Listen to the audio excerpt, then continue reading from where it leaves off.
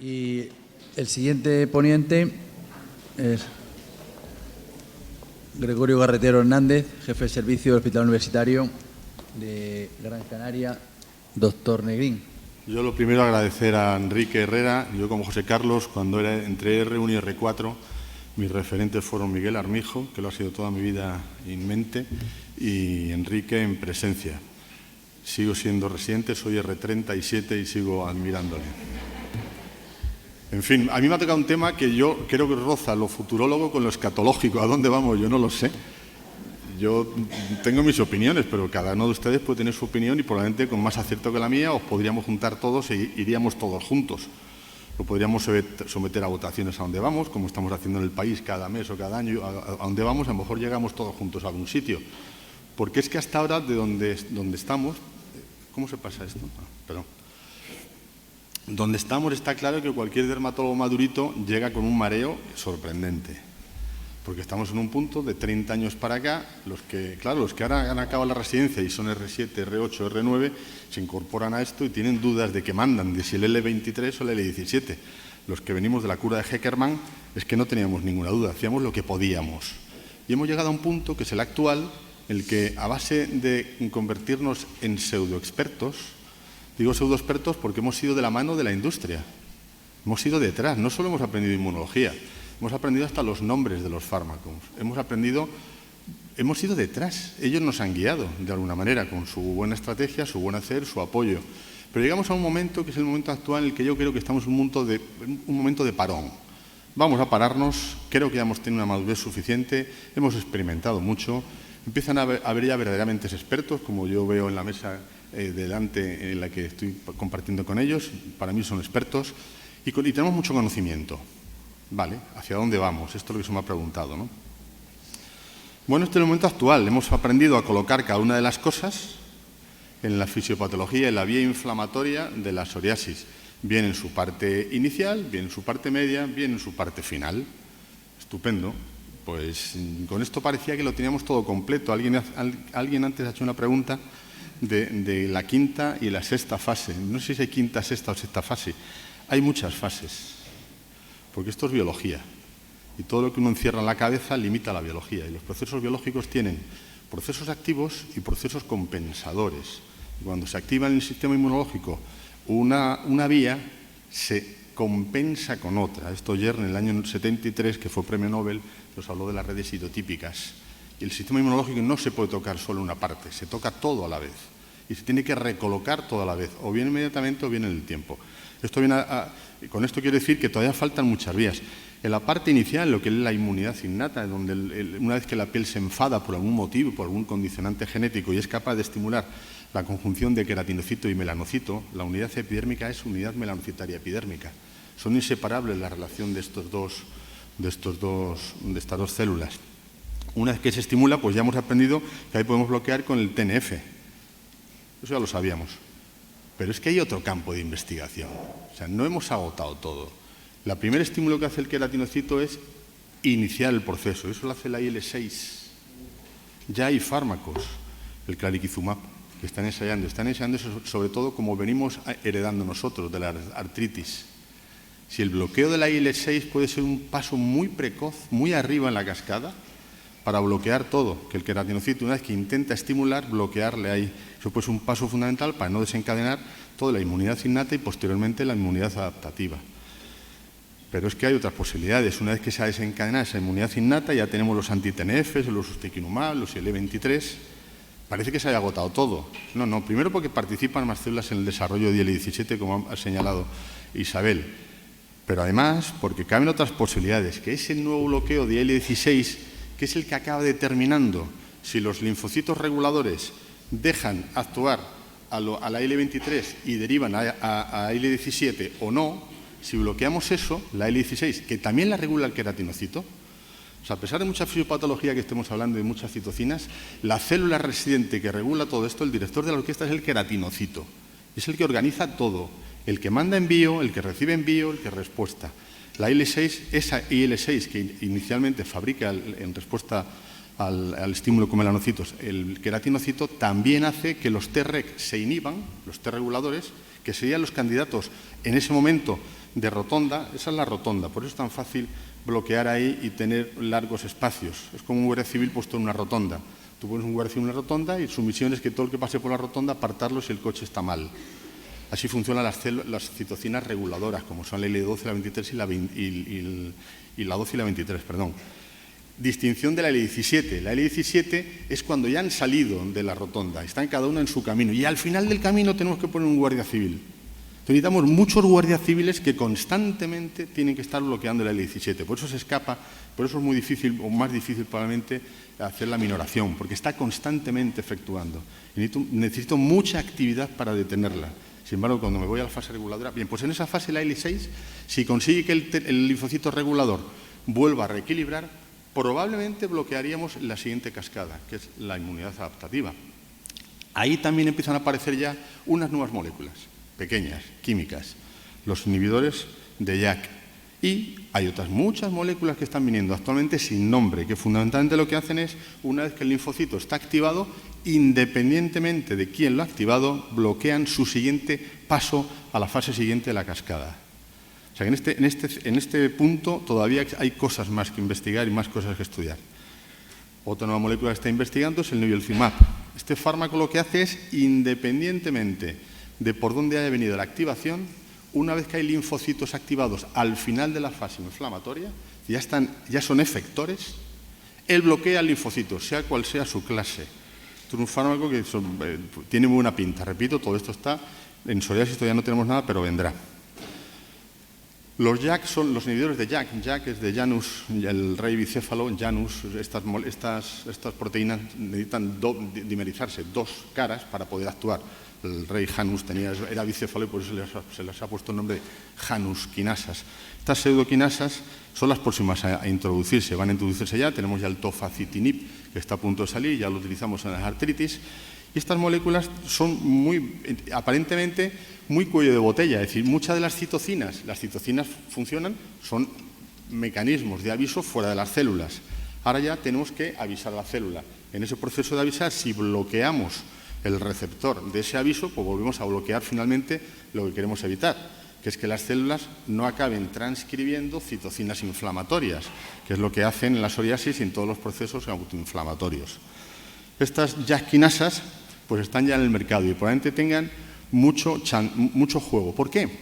Porque, como bien ven, dos cosas importantes. Afectan a muchos procesos inflamatorios, incluidas muchas patologías cutáneas. Linfoma, alopecia areata, vitíligo, lupus, dermatitis atópica, psoriasis, artritis psoriásica. Y una vez que tengamos esto en nuestro poder, como ya tenemos y ahora iré avanzando un poquito más, puede ser que saltemos de la psoriasis a otras patologías, con la experiencia probablemente a partir de la psoriasis.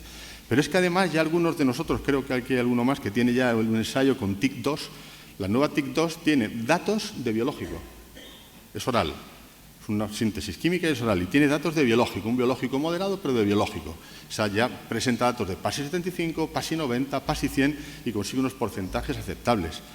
Cuidado porque a lo mejor la vía oral no solo es mejorada, que eso es lo que viene, sino que además puede ser una alternativa muy, muy interesante, no solo porque la eficacia de esas nuevas moléculas, sino por la diversidad de su uso, ¿no? Y si seguimos en la cascada, en lo que es propiamente la fase autoinflamatoria, cuando ya el bucle se estimula, hay otra parte muy importante que podemos bloquear y que hay que investigar, que es bloquear dos. Ya se ha realizado un ensayo de anti-TNF y anti-L17. Se ha desechado porque no consigue grandes efectos, pero yo estoy seguro que en el futuro lo que viene es bloquear dos. ¿Por qué no voy a bloquear dos? Bloqueo todas las que me hagan falta, si esto es cuestión de que los biólogos, citólogos se dediquen a ello, ¿no? Eso podría ser una posibilidad. La otra es muy importante. Cuando todo esto se ha activado, nuevamente el queratinocito aparece de protagonista. Sin él no hay psoriasis. No hay psoriasis, por mucha L17 que quieras. Para responder a todo esto, el queratinocito tiene que expresar una quimiocina en concreto, que es esa, la CL, no la veo desde aquí. Es decir, un receptor, una señal que le dice, oye, que yo soy el malo, y entonces todo el mundo dispara contra él. Ya hay un fármaco que está en ensayo clínico que bloquea esa citocina. O sea, yo puedo tener perfectamente el motor en marcha, pero si no meto la marcha, el coche no anda. Puedo tener activado todo el proceso inflamatorio, pero si no consigo que lleguen al queratinocito porque he bloqueado su demanda, también se podría bloquear otro área que viene. Y nuevamente el Nivolumab, fármaco muy interesante. En la psoriasis hay un gap, hay una cosa que no entendemos. Bueno, no entendemos nada de la psoriasis. De la enfermedad en sí no entendemos nada. Entendemos mucho gráfico, muchas flechas, estupendo. Pero de la psoriasis, en fin, entendemos muy poco. Entendemos algo muy poco, muy poco, muy poco. ¿Cómo es posible esos pacientes que te dicen que tuvieron psoriasis hace 17 años, han estado sin tratamiento 17 años y les sale psoriasis 17 años, ¿no? Después. Y uno dice, no, bueno, porque la genética, porque los factores, estrés, ¿no? No lo sabemos. Probablemente haya poblaciones silentes de linfocitos activados que se quedan resguardados y se reactivan. Es una de las posibilidades. Si eso ocurre, el Nivolumab es otra oportunidad de futuro para bloquear esa reactivación. Pero quedan más áreas. Todos sabíamos que en la histopatología de la psoriasis había unos vasos enormes, unas asas vasculares. El bloquear la angiogénesis en modelos animales, en aquellos animales ratones que se bloquea la angiogénesis, no se produce psoriasis experimental. Y el otro área, muy importante, la inflamación neurogénica, que todo esto está por venir. En aquellos modelos de ratón donde se les desinerva la zona de piel, no se produce psoriasis. La producción de neuropéptidos en concreto ayuda y facilita a que las células dendríticas reaccionen adecuadamente y se haga una presentación concreta a los linfocitos. Ese paso se ve influenciado por los neuropéptidos. Y a lo mejor pueden aparecer tratamientos tópicos. Bueno, un ejemplo que todos conocéis, y si no os lo digo, esas dos placas liquenificadas peroneolaterales de todos los psoriásicos que le quitas todo menos las dos placas peroneolaterales que no hay manera de quitárselas. Desaparecen con Botox. En cuanto inhibes la inervación neural, desaparecen las placas. Se tratan con Botox. Bueno, entonces, ¿dónde estamos? Estamos en un momento buenísimo. O sea, todos los fármacos son buenos y tenemos fármacos de sobra. Además, estamos en un momento en el que tenemos la chulería de decidir si vamos a blanquearle al completo o no.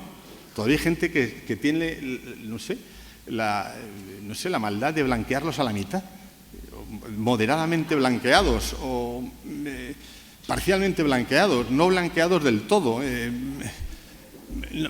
Pues no, podemos blanquearlos del todo. O sea, es que esto es tremendo. En los que veníamos de la cura de Heckermann, es que esto es tremendo, es brutal, o sea, es fantástico. Y además tenemos que haber pautas más cómodas. Es que estamos en una fantástica situación. Pero veníamos de un error, que es que nos creíamos expertos. ¿Por qué éramos expertos? Porque teníamos una escalera terapéutica definida por la cronología. En el fondo no éramos tan listos. Yo todavía recuerdo esas sesiones en las que todos nos matábamos a presentar. Y yo he recuperado tantos pacientes que tenía con ADA, con serie de 27 con usted, y yo lo he recuperado con ICSE. Si es que era muy fácil. Primero dimos Etanercept 2003, luego dimos Infliximab 2004, luego dábamos Adalimumab 2005, quito Lefalizumab al pobre, que no sé por qué lo quitamos porque era buenísimo, luego damos Ustekinumab se asienta y se tira desde el año 2009 hasta el 2016 él solo, poderoso, empieza a crecer, porque todos iban llegando al Ustekinumab.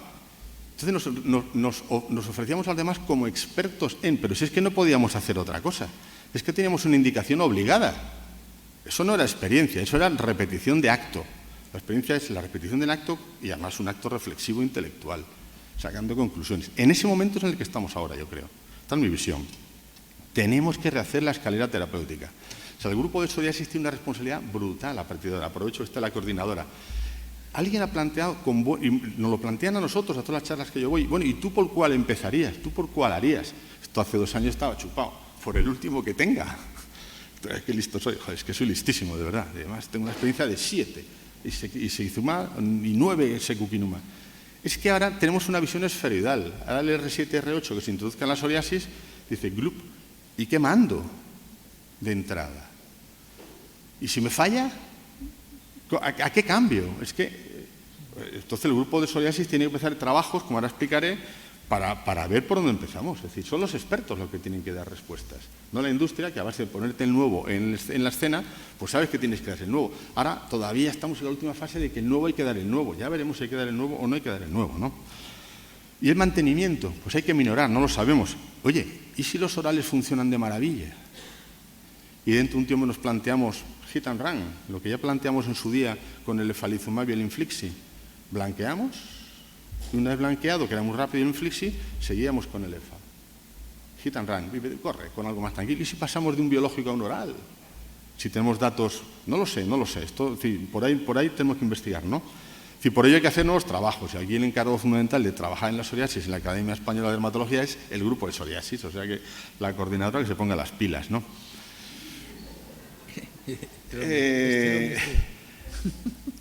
Esto, la primera línea sería la que teníamos hasta ahora, la lineal. Bueno, he metido el de metilfumarato pues, por meterlo. Apremilas, bueno, y luego damos anti-TNF, luego anti-12-23, luego anti-17 y ahora anti-23. Eso sería la indicación lineal. Pero es que no estamos aquí por varios motivos, pero es que no estamos aquí. ¿Y si alteramos esa cadena? ¿Y si empezamos por un ya dentro de un futuro y luego le damos un L23 y luego el L17 y luego el anti-TNF? Eso sea todo igual. Primero va a haber una heterogeneidad terapéutica por centros y por provincias brutal. Y cuando queramos comparar series de pacientes, en el histórico de esos pacientes, cuando le preguntemos ¿y qué ha tomado? O sea, ¿qué le hemos dado? Perdón. Va a aparecer de todo, porque eso va a depender de muchas cosas. Con lo cual, la homogeneidad que antes teníamos, que era que todos hacíamos lo mismo prácticamente, íbamos lineales y nos permitía sacar conclusiones, eso no va a ser así. Los de Málaga, que no tienen que ahorrar y gastan mucho, seguirán dándole las dosis a tope y lo que quieran. Los de Galicia nunca se sabe lo que harán y harán lo contrario a lo que dicen. Los de Cataluña ya veremos, porque depende de cómo vayan todas las cosas. Y luego es que además esto va por centros y por impresión personal suya o por tipo de pacientes. Hay poblaciones, grupos de pacientes donde efectivamente uno está en un barrio sur de Madrid donde todos son gitanos, desplazados y tal, y a lo mejor lo que hay que dar es un fármaco porque es el que más adherencia consigues. Y eso no tiene que ver nada, pues, si vives en el barrio de Salamanca de Madrid probablemente, ¿no? Es decir, va a haber mucha heterogeneidad, experiencias distintas. Va a haber una rotura de la indicación de eficacia progresiva. Es decir, hacíamos esto porque asumíamos que el adalimumab era mejor que el etanercept, el infliximab era mejor que el adalimumab, el ustekinumab era mejor que el infliximab, el IL-17 era mejor que el anterior y el L23 es mejor que el anterior. Y esto lo asumíamos. Bueno, esto lo asumíamos obligadamente. Ahora hay que hacerlo reflexivamente, porque a lo mejor en esa combinación no se influye igual en la marcha psoriásica, y esto es más trabajo para el grupo y para los expertos. Es decir, ¿se va a descender la artritis psoriásica de aparición tardía si empiezo por uno que por otro? ¿Va a influir de alguna manera? ¿O las comorbilidades las puedo corregir si empiezo por uno con otro? ¿O la gravedad de la enfermedad, la evolución de la gravedad de la enfermedad, es decir, el control definitivo de un paciente? Siempre digo lo mismo, más cura un dermatólogo que todos los fármacos juntos. Es decir, todos los fármacos se van, todos los fármacos llegan a su sitio, la industria desaparece, pero nosotros nos quedamos con el paciente psoriásico. Y la psoriasis se queda con él toda la vida. O sea, tenemos tiempo para hacer muchas cosas, no hay que apurar en un momento, ¿no? A lo largo de toda su vida, ¿es igual hagamos una combinación que otra? Porque a mí de entrada, siguiendo la lógica, voy a empezar por el mejor medido en los PASIs que han publicado. Joder, y como me falla el mejor, que voy luego al peor. Dios mío, me pongo nervioso, no sé. Habrá que hacerlo, lógicamente, ¿no? Pero habrá que ver, ¿no? Va a haber mayor fluctuación, evidentemente, o no. ¿Fluctúan más si utilizo una cadena lógica que otra? Todas estas son preguntas que se tienen que hacer los expertos, y la medida de los expertos es el grupo de psoriasis. José Carlos ya ha presentado este estudio clásico en el que los pacientes, medida de la gravedad. Estas son otras cosas que creo que vamos a otra cosa distinta. Vamos a cambiarla por medida de actuación. La medida de gravedad viene fundamentalmente medida por el PASI, tradicionalmente. El PASI es un instrumento de medición morfológico que aparece en el 76 con los estudios pivotales, los primeros del letetrinato. Los noruegos dijeron, vamos al Fredrickson, dijo, voy a hacer una medida aquí, coño, que me valga para ver si el letetrinato vale para algo. Y de ahí viene el PASI. Pero es que cuando les preguntas a los pacientes cuál es su síntoma, pues dicen el picor o la descamación o el insomnio, y cuando le dices cuánto grave es él, dice, pues mire usted, si tiene 3 placas, usted, 3 palmas, ¿cómo de grave? Y dice, gravísimo. Cuando es un BSA de menos de 3, a lo mejor decimos que está bien. Es decir, la medida empieza a cambiar, ¿no? Si les preguntamos a los ¿esto qué era? Los pacientes, la respuesta, ¿esto qué era? A ver, perdón, a ver, que no lo veo de aquí. ¿Cómo medir la gravedad? ¿Quién mide la gravedad? ¿Qué factores utiliza el médico para medir la gravedad o el paciente, ¿no? El médico la extensión, pero el paciente dice, no, a mí el picor o la descamación o otras cosas. O sea, tenemos una disociación, ¿no? El grupo de psoriasis está haciendo y finalmente acabando una medida, y porque yo creo que es a donde vamos. La nuestra, creo que de la que debemos utilizar, o la que veremos, que se llama actividad mínima de enfermedad. Es decir, aquel criterio por el cual yo haga lo que haya hecho, haya lo que le haya mandado, si el paciente se mantiene en unos parámetros, pues me quedo tranquilo y no hago nada, o puedo hacer. Todavía está por concretar finalmente los resultados, lo presentaremos en el grupo de psoriasis de enero, pero básicamente hemos incluido 8 criterios, que son el prurito, la descamación, el eritema, la visibilidad, la extensión BSA, el DLQI, y si tiene artritis y si tiene localización especial. En rojo he señalado las 4 únicas medidas que el dermatólogo participa. La última podríamos a medias, paciente y dermatólogo. El paciente interviene en varias. ¿Qué nos está anticipando esto? Que estamos saliendo de la dictadura del PASI. O sea, el PASI está muy bien para ensayos clínicos, pero en la práctica clínica, aparte que es muy engorroso, mucha gente no lo hace, es un poco dictatorial. De hecho, en un artículo que saldrá este mes, que está la prueba de imprenta, que los expertos de la International Psoriasis Council, que son unos expertos buenísimos con ese nombre, pues han decidido que los criterios para mandar un fármaco sistémico son BSA mayor de 10, localización especial o que el paciente esté atufado de fármacos tópicos. Se acabó. Se acabó lo que se daba. Ya usted es candidato y esto se acabará imponiendo, pues porque tiene muchos intereses comerciales y porque los expertos siempre acaban imponiendo, ¿no? Segundo aspecto, optimizar la indicación. Hasta ahora lo hacíamos de forma probabilística. Nos basamos en porcentajes de ensayos clínicos que los aplicamos, como decía Enrique, yo no soy capaz de aplicar un dato estadístico poblacional a mi paciente. Bueno, pues esto lo hacíamos hasta ahora, ¿no? Pues tendremos que ir a una indicación seleccionada. Esto es el futuro, esto no tiene ya, o sea, ya tenemos todos los fármacos posibles, tenemos que mejorar un poquito. Tendremos que trabajar en el perfil de citocinas, tendremos que ver si hay que hacer un bloqueo secuencial o combinado, por supuesto buscar la escalera terapéutica adecuada, como antes dije, habrá que hacer farmacogenética, esto es lo que nos queda, o sea, en la psoriasis nos queda la tira, no sabemos nada de nada. Lo que pasa es que ahora tenemos muchos armamentos y muchas medicaciones, ¿no? Volveremos a la biopsia inicial. Tradicionalmente ya todos decimos psoriasis, menos esas reacciones medicamentosas paradójicas en las que no haces un eczema o lo que tal, que le haces biopsia, pues a lo mejor sí hay que volver para luego seguir. Porque si uno hace biopsias a esos pacientes, empieza a ver que los compara con piel normal, piel perilesional y piel de psoriasis, expresan cosas distintas. Y a lo mejor ahí está la clave para empezar a trabajar en esta vía. Lo ideal sería hacerlo dinámico, obtenerlo en tiempo real y en sangre, obviamente. Pero bueno, quizás haya que empezar por ahí, hacer más trabajos de verdad, de ver cuánta inflamación contienen nuestras pieles y no asumir el grafiquito inicial que yo puse, que como tiene la inflamación de la IL-17, pues yo le pongo IL-17, porque sí, ¿no? En fin, hay que empezar a estudiar más en profundidad las pieles, ¿no? Y luego otra cosa muy importante, ¿analizamos suficientemente los datos negativos? ¿Por qué deja de ser eficaz un fármaco? Estamos acostumbrados a ir, como dije antes, al pie de los caballos de la industria y nos ha llevado un poco pues, por la eficacia, soy más eficaz, un poco de seguridad. La seguridad ya va desapareciendo. Curiosamente les hemos concedido la seguridad a todos los biológicos nuevos. Cuando a los primeros les exigíamos 10 años, 5 años, a los nuevos ya una diapositiva a la que diga que un poquito de salmonela y un poquito de cándida, esto no, eso lo hemos asumido. Bueno, está bien, no pasa nada, nos hemos ido acostumbrando, ¿no? Pero, ¿por qué deja de ser eficaz un fármaco? ¿Cuándo deja de ser eficaz? No, ha fracasado y hago un switch. Eso lo sabemos, además en inglés lo decimos, un switch. No un cambio, sino un switch. Bueno, pero ¿y por qué? No nos paramos ahí. No hemos analizado esos pacientes, probablemente en profundidad. ¿Y por qué la ineficacia primaria? Bueno, pues sí, pues porque sí, porque este paciente no funciona. Bien, estupendo, ¿no?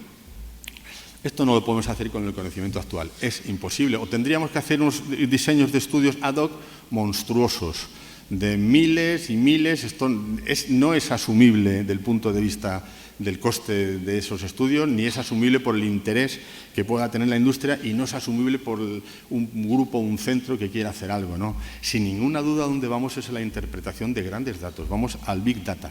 De ahí empezaremos a sacar. Les recuerdo que el Big Data está ya en la calle, que algunos hospitales nuestros, de nuestro hospital, ya están participando en el proyecto Sabana, que es el encargado de hacer que todas nuestras historias clínicas se conviertan en datos. O sea, que por fin hemos liberado al residente. Dentro de poco el residente ya no va a tener que hacer esas tablas de recogida de datos que el adjunto vago le encarga para luego hacer la presentación en los estudios. No va a tener sentido. Vamos a tener todos los datos de nuestro hospital, de nuestros pacientes y de todos los pacientes. Ahí es cuando empezaremos a analizar cosas. Todos conocen a este individuo. Dice, estar endiosados es justificable cuando jugamos como Dios. Te lo dijo el tío cuando Argentina jugaba bien al fútbol. Así hemos estado un poco nosotros, yo creo. Vamos a serenarnos un poco. Vamos a serenarnos. Primero, tenemos muchos fármacos suficientes y todos son buenos. O sea, todos tienen un paciente al que le va a ir bien, todos encontraremos un paciente al que va a ir bien. Por lo tanto, hay que buscar el paciente, hay que buscar el fármaco para cada paciente y romper un poco esa linealidad de voy a mandarle el mejor. Normalmente el mejor era el siguiente, pero porque veníamos de la torpeza de mando lo que puedo, pero es que ya no estamos ahí. Hay que empezar a tener otra serie de indicadores y parámetros. Nuevamente los expertos han de trabajar y dárnoslo mucho más masticado a los que todavía somos residentes para darnos un poco de luces, ¿no? Desde luego nos falta expandir el beneficio a toda la población psoriásica de forma homogénea. Si todavía estamos aquí hablando del IE23, del IE17 y uno se va a un pueblo que se va, no sé, a los pueblos blancos de Málaga, que serán muy bonitos y estoy seguro que me encuentro 3 psoriásicos descontrolados, por no decirme de mis Islas Canarias, que me voy a las islas menores, y no es que son menores, son mínimas en algunos casos, ¿no? Pero es que dentro de nuestros barrios, de nuestras ciudades, entonces quizás toda la fuerza que como grupo, como especialistas, como servicio y como hospitales tendremos que ver, yo no sé cómo hacer esto, pero tengo un objetivo claro, que es hay que negociar con partners, y nuestro partner fundamental es asistencia primaria. O sea, tenemos que conectar con asistencia primaria, como luego acabaré. Si no, esto, bien, tenemos unos... presento los 7... Mañana seguro que alguien me va a presentar la serie de los 23 primeros risankizumab. Bien, pero es que yo me gustaría presentar la serie de todos mis pacientes psoriásicos de mi ciudad. Y unos con dimetil, otros con apremilas y otros con no sé qué, ¿no? A su vez, nos sobrevino una sensación muy quemante como de corresponsables del gasto, que no la autoimpusimos de alguna manera. Pues los dermatólogos somos gente muy sensata, o sea, es una especialidad muy sensata, muy que vemos muchos pacientes todos los días, muy de sentido común. Yo siempre digo que los dermatólogos somos como los gallegos y los reumatólogos son como los de Madrid, con perdón los de Madrid, ¿no? Sí, como todo muy rápido, todo rápidamente lo saben, todo el mundo se centra en ello, nosotros digo, bueno, ya veremos, somos la especialidad más antigua. Esa sensación quemante, claro, nos ha forzado muchas cosas, porque muchas veces hacemos indicación por precio u oportunidad. Tú antes preguntas, Enrique, le preguntabas a tu hijo qué fármaco le darías. Yo lo tengo clarísimo qué fármaco daría. A ti el más barato y a mí el más cómodo. Lo tengo clarísimo. Bueno, habrá que hacer otras indicaciones que no sea esto tan cruel y subjetivo, ¿no? Van a aparecer pactos individuales, ya los hay, pero esto todavía se va a multiplicar más, porque como va a haber heterogeneidad a la hora de mandar fármacos, habrá áreas que imprimen mucho el IL-23X, en otras el otro y el otro, en fin, y va a haber una rotura geográfica del precio. Por lo tanto, eso va a hacer una rotura geográfica de las indicaciones. Yo, si me lo ponen fácil, un fármaco a un precio muy barato, es el que más voy a mandar, y esto lo vamos a hacer todos y cada uno de nosotros. Por lo cual también las comparaciones por regiones y por provincias, hospitales, de qué fármacos utilizamos y qué experiencias sacamos de ahí van a ser distintas.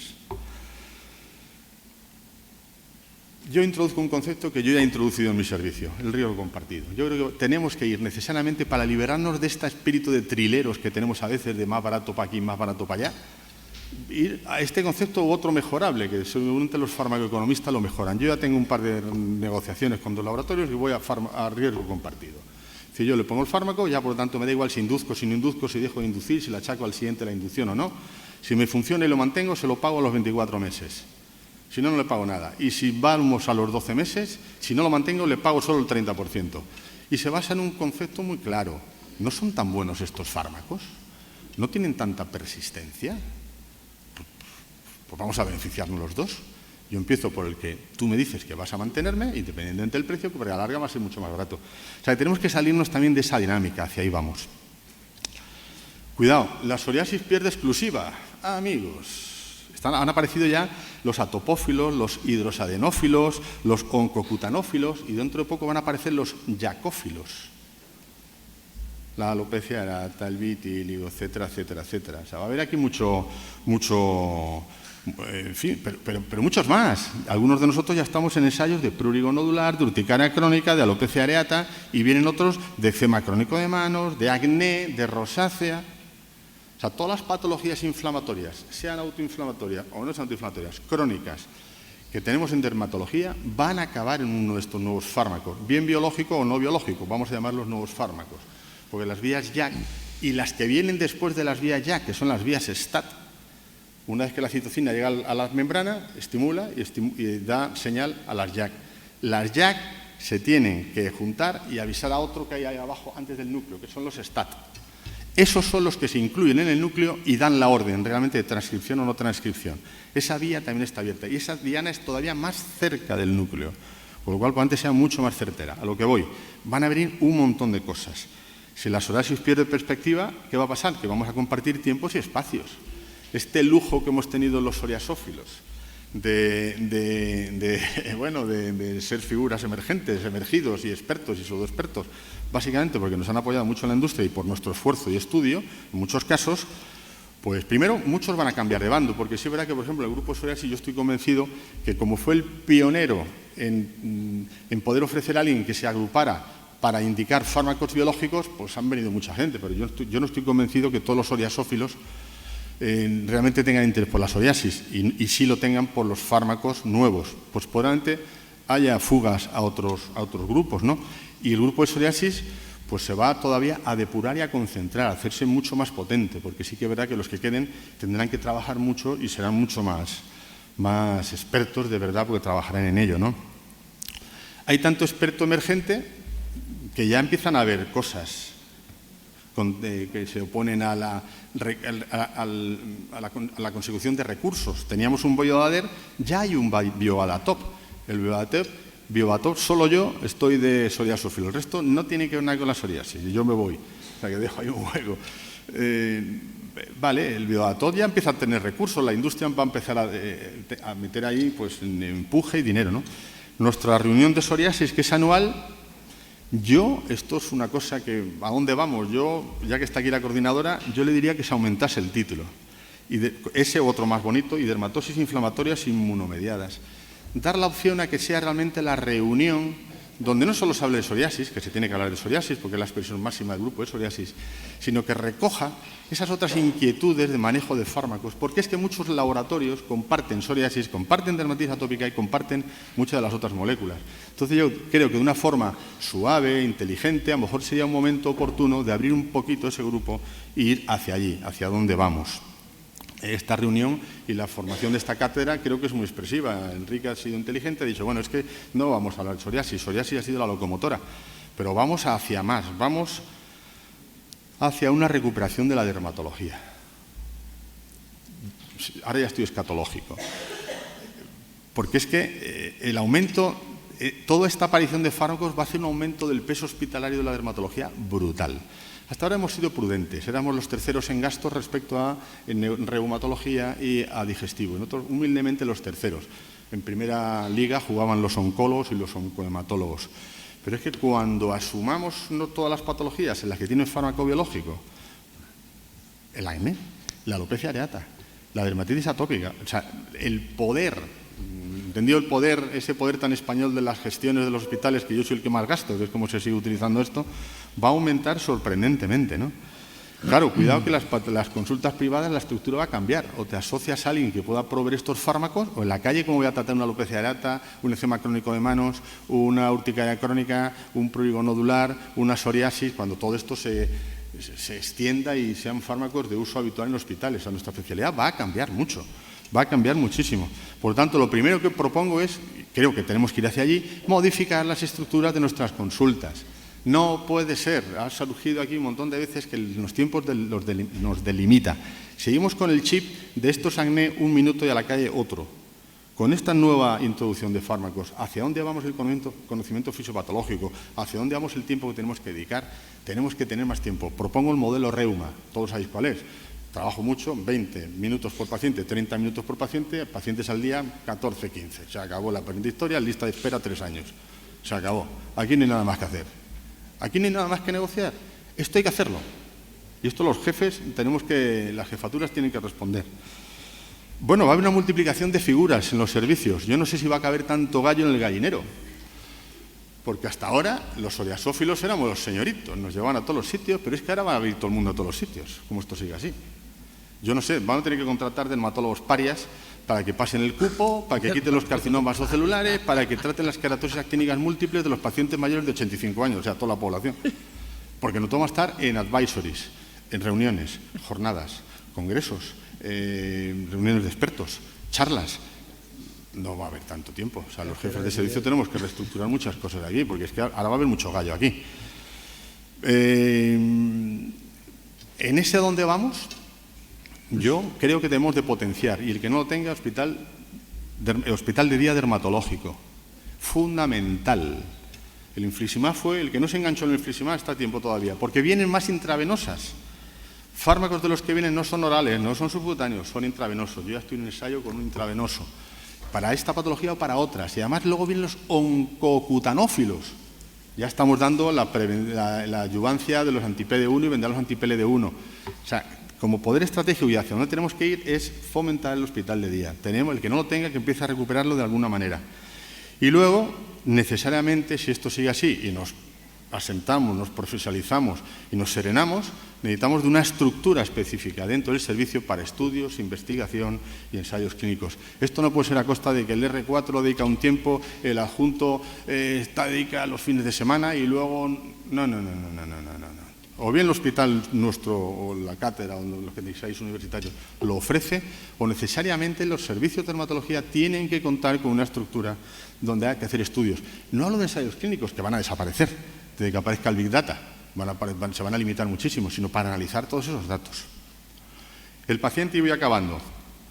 Bueno, pero no todo es fármaco, porque esto es otra trampa que nos han engañado. Nosotros éramos médicos, les recuerdo, ¿no? Éramos médicos. No todo es fármaco. De hecho, si pusiéramos unas máquinas, la mejor forma de elegir un fármaco, poner una máquina expendedora como las de bebidas refrescantes y poner el nombre en cada botón y que el paciente elija. Va allí y dice, saca un kit de explicación, un kit magnífico de explicación, que explique todo, le explique todo al paciente, y entonces va y se ponche. Y cuando dice, esto no me ha ido, vea por otro, y le cambia, él mismo cambia, va cambiando. Es que no todo es fármaco. O sea, hay que corregir, hay que hacer intervención no farmacológica, eso es fundamental y tenemos que ir hacia eso.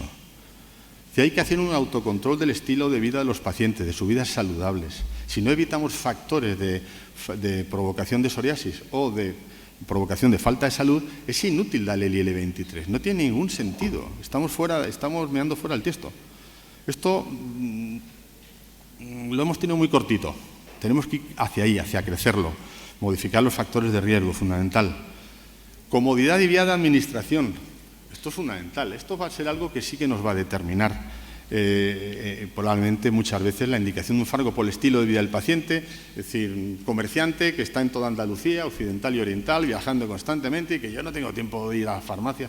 La farmacia se ha convertido en otro poder paralelo. También ha utilizado el tirón del apoyo de la industria. Entonces los farmacéuticos, que nadie sabía para qué estaban en los hospitales exactamente, de repente se han hecho pues los realmente apoderados de los fármacos y son los que los dispensan, lo han ido creciendo, pero nos delimitan muchísimo. Va por feria, va por campos y por hospitales, pero esperar 1 hora o 2 horas en la farmacia de hospital, en mi hospital es frecuentísimo, porque tienen todos los dermatológicos, todos los reumatológicos, todos los digestólogos, todos los oncológicos, tienen todos los fármacos. Y eso es una incomodidad tremenda. Y una vez que se sienta allí el paciente, se sienta con el de al lado y le dice, ¿y tú cada cuánto vienes? Y dice, yo todos los meses. Y otro dice, ¿qué va? Yo cada 4. Dice, ¿por qué? Es que yo me pincho la vacuna esta y dice, van a venir. Y me dice, oiga, pero es que a mí pínchemela de 4 meses, que es la que yo me pincharía, por cierto. Necesitamos otro partner, son las farmacias. Ya hay un laboratorio que espero que llegue a buen fin, tiene un proyecto que es depositar bien en el domicilio del individuo, bien en la farmacia comunitaria. Las farmacias comunitarias no son todas las farmacias. Son aquellas farmacias que están agrupadas bajo una asociación de farmacia comunitaria y que tienen como objetivo ser farmacéuticos, no vendedores. Entonces, se encargan de lo que es la dispensación del medicamento, del control de efectos secundarios, te lo reportan.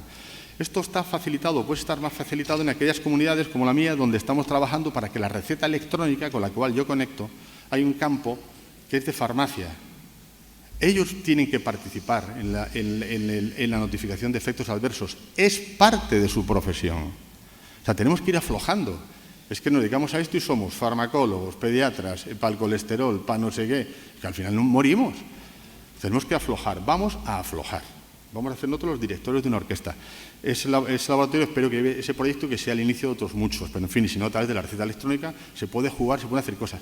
Probablemente la primera línea de inclusión en esto sean los biosimilares, como estos biosimilares, estos son de segunda línea, parece ser. Bueno, pues a lo mejor es el momento en que estos se repartan, por total, para lo que cuestan y ya no producen beneficio, que se repartan en la farmacia, porque eso ahorra muchísimo y puede ser un buen control de eficacia de medicamento, con lo cual los pacientes yo a lo mejor los veo una vez al año, porque me está reportando la farmacia cada vez que coge el fármaco los efectos adversos.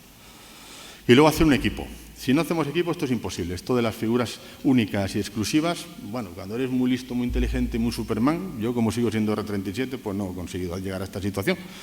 Hay que tener una colaboración clara con las enfermeras. Y ahora más, de hecho, cuando empiecen a aparecer más patologías, tendremos que ir no a una unidad de psoriasis, tendremos que ir a una unidad de terapias crónicas. Puede aparecer la psoriasis, la dermatitis atópica, la hidrosalinitis, etcétera, etcétera, etcétera, ¿no? Yo cuento con apoyo de enfermera, yo cuento con apoyo de psicólogo, yo cuento con apoyo de internista y yo espero contar con colaboración de asistencia primaria, que es fundamental. Si no, todo esto, se llega un momento que es imposible, porque esto es increciendo y cada vez, o sea, que vamos hacia generar estructuras. Esto es muy importante, porque hasta ahora parece que hasta yo sé mucho, porque hablo mucho. Pero es que la verdadera ignorancia no es la ausencia de conocimientos, sino el hecho de negarse a adquirirlos. Y en psoriasis no sabemos muy poco. Desconocemos la evolución natural de la enfermedad, realmente. Bueno, hablamos mucho, tenemos muchos datos. No sabemos por qué hay formas clínicas distintas, no sabemos por qué genéticamente son distintas, no sabemos qué perfil de citocina las diferencia, no sabemos qué biomarcadores las diferencia. Todo es terreno de trabajo para el grupo de psoriasis y para la industria, si quiere apuntarse. ¿Por qué los periodos de enfermedad, sin enfermedad, es decir, las pausas? ¿Y por qué los rebrotes? Bueno, tiene un rebrote. Bueno, pero para, lo dije antes, ¿no? Analizar, parar, ¿no? ¿Es el mismo perfil de citocinas en cada momento? Pues esto no lo sabemos. Esto lo asumimos y damos al azar el siguiente fármaco, el que queremos en nuestra experiencia que va a ir mejor. ¿Por qué deja de ser eficaz un fármaco? ¿Os acordáis de la antigenicidad de los anti-TNF? Bueno, eso al final ha quedado en fuchufú, fufufú, fufufli, fiflifla, y ni hay antigenicidad ni leches. Unos fallan porque no tienen antigenicidad y aún con antigenicidad siguen funcionando. O sea, y otros fallan con antigenicidad. Aquí hay algo más. No tenemos analizado esto. ¿Cuáles son los predictores de buena respuesta? Esto en el mundo oncológico es fundamental. Ya lo estamos teniendo en melanoma para los anti-PDL1. O sea, si no tenemos un cierto marcaje de células, no tiene sentido hacer esta adyuvancia con este fármaco porque estamos gastando una pasta para nada en el sentido estadístico, ¿no? La intervención precoz modifica la enfermedad. Esto es clave, esto sería fundamental. Yo les recuerdo dos cosas. El genotipado del individuo creo que ya el mes que viene sale a $90 en Estados Unidos. Es que todos nos vamos a genotipar. Pues yo por 85 € me genotipo mañana. Vamos. Vale, entonces a lo mejor a partir de ahí ya sé como este tío qué cosas tiene, qué SNPs tiene. Podemos comentar SNPs vía WhatsApp. Los que tienes tú y los que tengo yo, vale. Se inició un estudio muy interesante por Novartis, que era el STEPIN, que intenta, porque está activo, hacerse una cierta pregunta, una cierta respuesta a esta pregunta. Si intervenimos precozmente en la paciente con psoriasis, es decir, paciente de debut, que no ha hecho ningún tratamiento, se les daba un fármaco biológico o se les ponía en fototerapia y luego se les iba a seguir a ver qué pasaba con su psoriasis en el resto de los años siguientes. Esto no lo sabemos, y esto es fundamental. ¿Qué tendríamos que hacer? Nuevos estudios y ensayos. Pero repito, quien nos va a dar la respuesta a todo esto, que no está muy lejos, aunque parezca ciencia ficción, es el análisis de la inteligencia artificial, a partir del Big Data, a partir de la recogida masiva de datos cruzada con la genómica. Deme usted su chip de genoma y venga usted para acá y le contaré. Entonces empezaremos a hacer medicina personalizada, que es de lo que se trata. Bueno, en definitiva, estamos súper abrumados. Esto fue una búsqueda en PubMed, en la anterior charla que yo di, creo que esto es en abril. Había 47.992 publicaciones sobre psoriasis. Ay, es que me siento incapaz. Yo no sé cuando llegue a Juntos si soy capaz de leer todo esto, pero yo de residente no me siento capaz no de resumirlo, de leerlo. Porque es que de todos los fármacos hay miles, cientos. Y uno, antes de una charla, se lee las... Me he puesto al día. Te has leído 3. ¿Y cuánto te has puesto al día? ¿Te has leído 4? 26. Pero no te has leído 2.244, creo yo, ¿no? Esto, bueno, es que entonces, ¿dónde trabajas tú? ¿A qué te dedicas tú, no? Por lo cual, serenarse. Esto no somos nosotros los que tenemos... O sea, basta de los residentes hacerles recoger tablas y datos. No, pero los 100 pacientes, los estudios prospectivos y retrospectivos, sobre todo, desde que tengamos la posibilidad de hacer análisis masivo de todos los datos de Big Data, no van a tener sentido, no van a dar muchas respuestas. Y luego delegar. Creo que vamos hacia delegar. Ya hemos llegado a un nivel donde todo el mundo ha reconocido nuestra pericia y nuestra expertise y ya somos muy famosos. Yo creo que hay que empezar a delegar a otra gente, para empezar a que ellos también empiecen a manejar pacientes, para extender el uso masivo no solo de psoriasis, sino de todas las otras patologías y para que nos ayuden a hacer el bien a toda la población. Y hay una pieza fundamental, son nuestros otros compañeros que no los hayamos incluido en nuestro interés psoriasófilo, vamos a incluirlos en otros intereses, y asistencia primaria. Asistencia primaria la encuentro un campo fundamental. Por lo tanto, final, pues vamos a tener que pasar de unidad de psoriasis a unidad de terapias crónicas. Vamos a tener que pasar de las estructuras de servicio actuales a otras estructuras de servicio si queremos dar respuesta seria a esto. Si no, vamos a seguir un poquito, con mis respetos, bueno, yendo a matacaballo y como muy superficial. ¿A dónde vamos y acabo? A mejor. Pero vamos, es que yo me pongo en el año 83 cuando yo era R1 y es que esto es brutal. Pero tenemos que resolver muchos desafíos. No podemos estar en una situación complaciente. Bueno, ya tengo el IL-23, esto ya es el colmo de los colmos. No. Bueno, bien, ya veremos. A más conocimiento, pero a partir de los datos, y sobre todo los datos actuales, y sobre todo de los datos de nuestros pacientes, de nuestro hospital. Esto es lo que va a hacer medicina personalizada. No los datos del SOLAR, del SOBES, del Pichiflí y de los canadienses. Que está muy bien, pero mis pacientes son los de mi hospital, los de mi servicio. A disponer de instrumentos de análisis masivo. Esto, afortunadamente, la técnica y la estadística lo ha conseguido. A ampliar horizontes terapéuticos. O sea, los psoriasófilos, vamos a ser uno más. Cuidado que ven los oncocutanófilos. Eso sí que gastan de verdad, ¿eh? Eso sí que gastamos de verdad. Estos son pecatas minucias, lo que estáis hablando, ¿eh? A más eficiencia y más seguridad, desde luego. Hasta ahí tenemos que ir. Y a crecer para adentro, como dermatólogos, como servicio, como personas probablemente, y hacia afuera. Tenemos que prestigiarnos fuera. Hospital de día, tenemos que cambiar la estructura, tenemos que pelearnos con los gerentes y decirle, te voy a cambiar las estructuras de la agenda. Ya no voy a ver 22.000 pacientes al año, voy a ver 9.000. Esto lo hizo Reumatología muy sabiamente con una instrucción nacional hace 7 años. Los reumatólogos estaban más o menos como nosotros y cuando apareció todo esto hubo una masiva vuelca de todos los hospitales a la vez en toda España y que fueron al gerente y le dijeron de X mil, divídelo por 7, voy a ver la mitad. Tuvieron una bronca descomunal en todos los hospitales, el mío incluido, y ahora ya están estabilizados.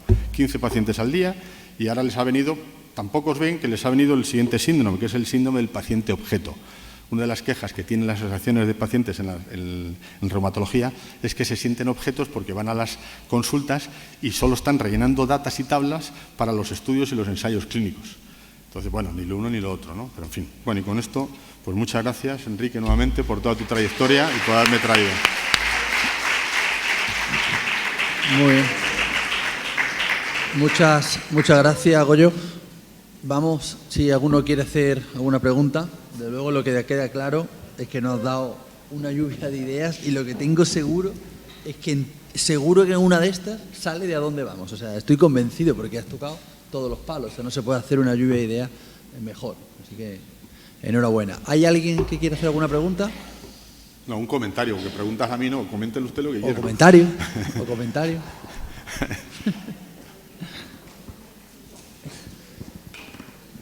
Me ha parecido maravilloso. El único problema, te voy a poner pegas. ¿A quién le cuentas todo esto? ¿Perdón? ¿A quién le cuentas esto? No tenemos interlocutores con conocimiento. Tenemos interlocutores que van a precio por paciente y año, tan patético como eso. Eso es una cosa que yo te pregunto. Y otra pregunta un poco también con un poco de maldad.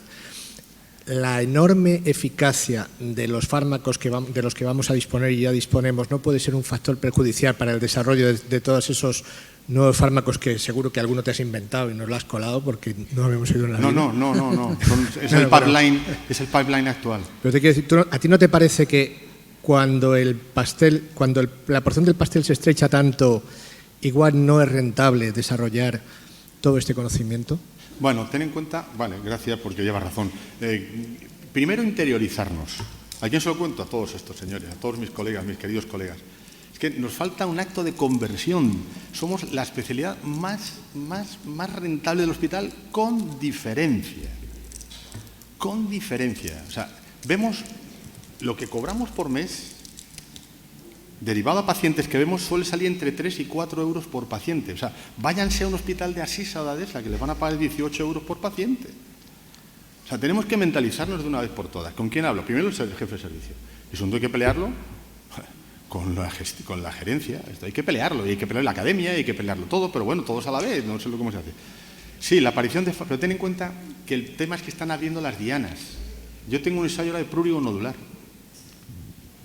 Viene un ensayo de eczema crónico de mano. Y estas moléculas valen para muchas cosas, porque al final, todas las citocinas que utilizas, sea cual sea su número, una vez que haces la interiorización celular, las vías inflamatorias intracelulares son casi siempre las mismas. Entonces, estos nuevos fármacos que bloquean, los JAK son un paradigma de todo esto, y los STAT serán más todavía. Es que no solo curo la dermatitis, controlo la actividad de dermatitis atópica, sino la psoriasis, muchas. Con lo cual, claro, como especialidad, yo siempre digo a los laboratorios, lo que tenéis que hacer es traernos pateras de África con pacientes con psoriasis. Pero lo que tenéis que hacer, porque es que nos faltan pacientes, pues manda más, y coño, que es que no puedo más, ya no tengo más. Y me va a pasar con los fármacos, pero es que tiene muchas dianas, tienen reumatología, tienen todas las especialidades se van abriendo, digestivo va asumiendo, tienen muchas dianas. Tú no te preocupes que de eso se encarga un maravilloso departamento, que es los departamentos de pensar hacia nosotros, que están ahí arriba, y ya lo pensarán ellos. Tú tranquilo, no te preocupes de eso, eso no me preocupa a mí. A mí me preocupa mi gerente y mi consejero, mi director general del Servicio Canario de Salud, que es con quien yo hablo. Y con el correspondiente en tu zona del presidente del Colegio de Farmacias, que es el que más te va a ayudar para el tema de la receta y para el tema de todo esto. Muy bien. ¿Algún comentario más? O ya terminamos, que se nos ha hecho un poco tarde. Muy bien. Bueno, pues nada, gracias a todos por su presencia y nada, enhorabuena. Realmente ha estado muy bien.